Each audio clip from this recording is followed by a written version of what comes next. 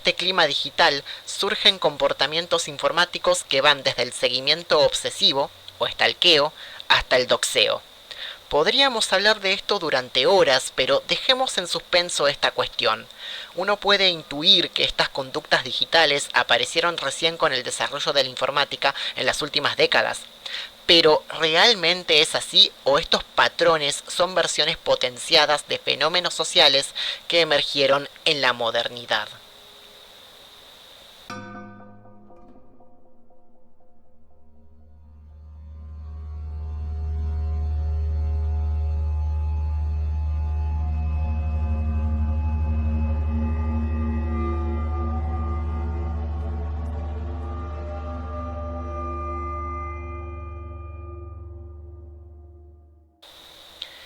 En 2004, el filósofo Gilles Lipovetsky y Sebastian Charles publican Los tiempos hipermodernos, donde desarrolla la noción de hipermodernidad.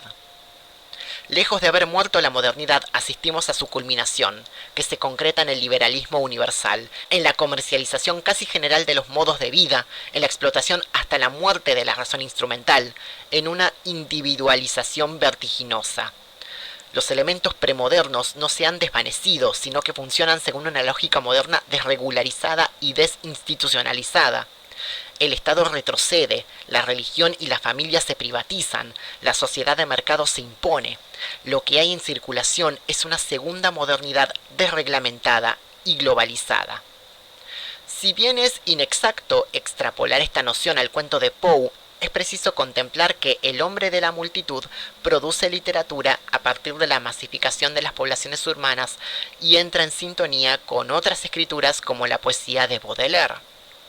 En 1927, el filósofo español José Ortega y Gasset publica La rebelión de las masas, que problematiza la cuestión de las muchedumbres. Los individuos que integran estas muchedumbres preexistían, pero no como muchedumbre. Repartidos por el mundo en pequeños grupos o solitarios, llevaban una vida, por lo visto, divergente, disociada, distante. Cada cual, individuo o pequeño grupo, ocupaba un sitio, tal vez el suyo, en el campo, en la aldea, en la villa, en el barrio de la gran ciudad.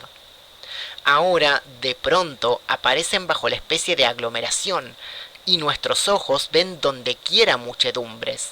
Donde quiera, no, no.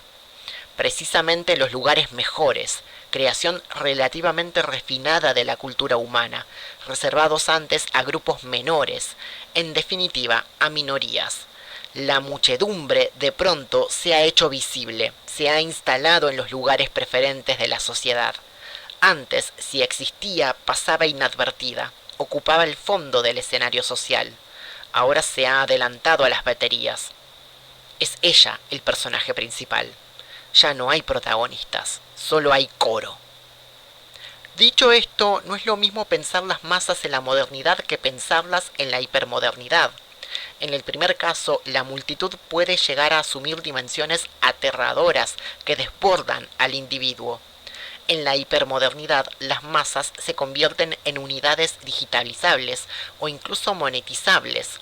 Esas multitudes que antes podían ocupar el espacio público, ahora pueden entrar perfectamente en Twitch, Discord o una transmisión en vivo por YouTube. Pueden seguir a su artista preferido en Instagram o conocer sus opiniones a través de X. Las masas ya no son aglomeraciones de cuerpos en un espacio urbano que se reorganiza para facilitar la circulación de los ciudadanos, sino unidades de valor cuyo interés en las mercancías pueden ser capitalizables para las corporaciones. A partir de pensadores como Michel Foucault, Byung-Chul Han y Guy Debord, la autora argentina Antonella Pizzo propone la definición de sociedad panóptica. Gracias al nacimiento y crecimiento de las redes sociales junto con la tecnología, vivimos en un gran panóptico digital donde el vigilante puede vigilar más allá de la distancia que lo separe del vigilado, algo que resulta bastante intimidante si se lo analiza en profundidad.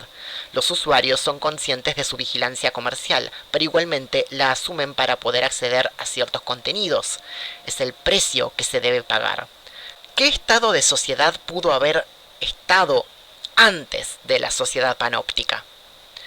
Es aquí donde quiero proponer la idea de una sociedad incógnita, un modo de socialización donde el anonimato es condición necesaria para formas de interrelación con distintos niveles de violencia entre los individuos. Y si esto les parece chino básico, piensen en la literatura policial. La justicia ya no puede condenar crímenes porque los culpables no están a la vista, los tiene que resolver. Debe apelar cada vez más al pensamiento científico para identificar a los responsables, detenerlos y enjuiciarlos. Los asesinos son anónimos, su figura se pierde en la muchedumbre y se vuelven imposibles de localizar. En El hombre de la multitud, el narrador diferencia distintos tipos de personas mientras las observa. Esta obsesión por la identificación es prácticamente una mirada criminalística que ha calado hondo en las disciplinas de la época. La mirada se va deteniendo en diversos grupos hasta que se fija en el hombre de la multitud. Era de escasa estatura, flaco y aparentemente muy débil. Vestía ropas tan sucias como harapientas, pero cuando la luz de un farol lo alumbraba de lleno, pude advertir que su camisa, aunque sucia, era de excelente tela, y, si mis ojos no se engañaban, a través de un desgarrón del abrigo de segunda mano que lo envolvía apretadamente, alcancé a ver el resplandor de un diamante y de un puñal. Estas observaciones enardecieron mi curiosidad y resolví seguir al desconocido a donde quiera que fuese.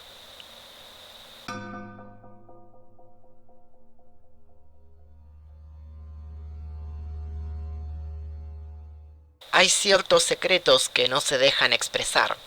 Hay hombres que mueren de noche en sus lechos, estrechando convulsivamente las manos de espectrales confesores, mirándolos lastimosamente en los ojos. Mueren con el corazón desesperado y apretada la garganta a causa de sus misterios que no permiten que se los revele. Y así la esencia de todo crimen queda inexpresada.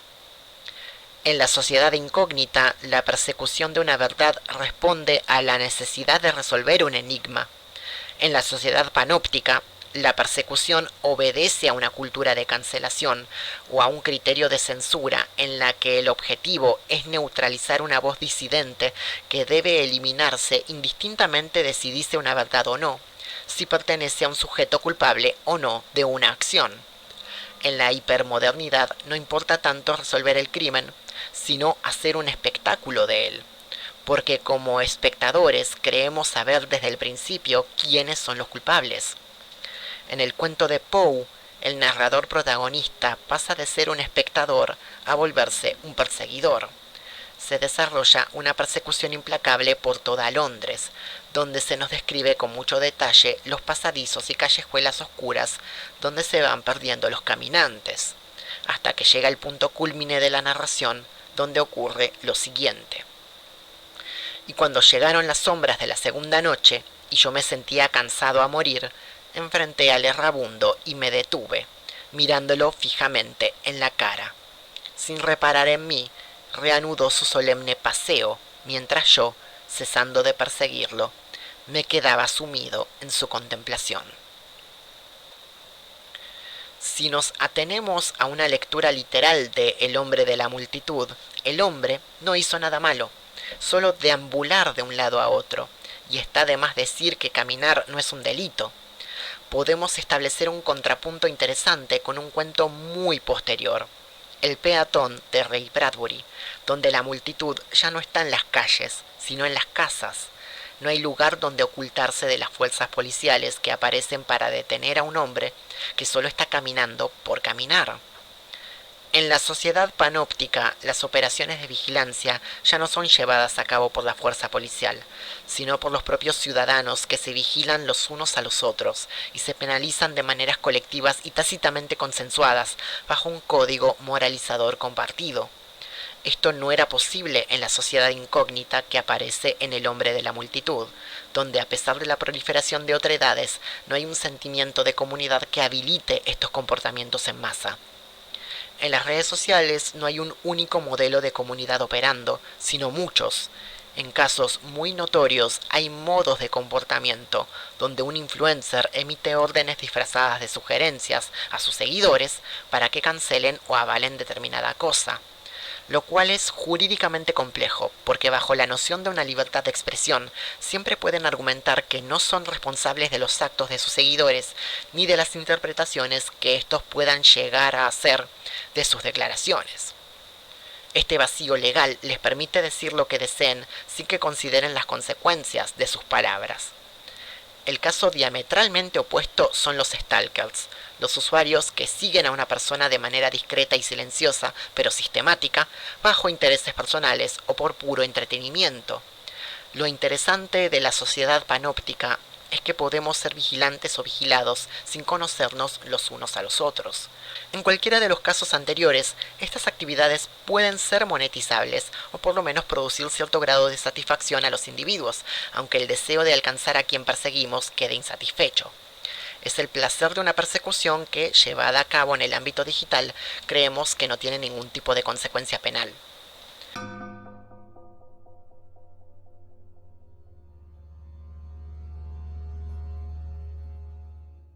Nuestros modos de relacionarnos con las redes sociales tienen bastantes resonancias con la forma en la que el narrador de El hombre de la multitud persigue al sujeto que considera siniestro, criminal o indeseable. Estos principios de identificación, o mejor dicho, estos modos de construcción de alteridades, heredados de la modernidad, son los que se ponen en juego en el momento de interrelacionarnos en el marco de la hipermodernidad.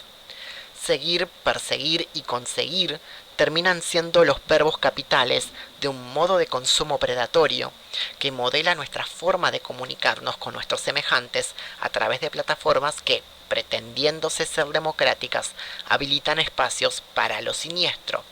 En pocas palabras, dime a quién persigues y te diré quién eres.